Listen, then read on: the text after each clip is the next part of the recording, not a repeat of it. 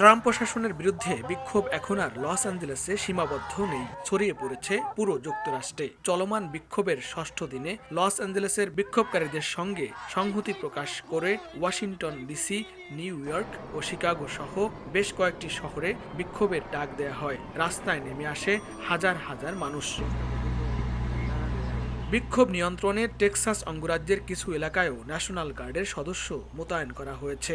এরই মধ্যে আগামী শনিবার যুক্তরাষ্ট্র জুড়ে নো কিং নামে বড় বিক্ষোভ সমাবেশের ডাক দেয়া হয়েছে। ধারণা করা হচ্ছে এ যাবৎকালের সবচেয়ে বড় গণজামায়াত হতে পারে এদিন।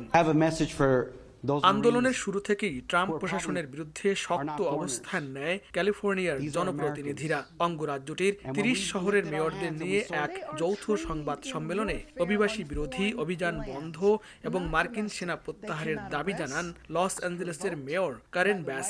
সেনা মোতায়েনের কারণে সাধারণ মানুষ ভীত সন্ত্রস্ত হয়ে পড়েছেন বলেও জানান তিনি।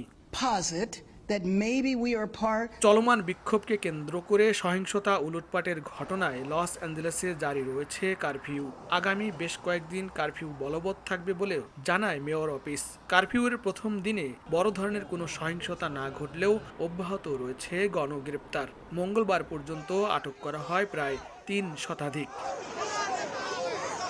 এদিকে লস অ্যাঞ্জেলেসে মোতায়েন করা ন্যাশনাল গার্ডের প্রায় ৫০০ সেনাকে অভিবাসন কার্যক্রমে এজেন্টদের সহায়তার জন্য প্রশিক্ষণ দেওয়া হয়েছে বলে জানিয়েছেন মার্কিন এক সেনা কর্মকর্তা।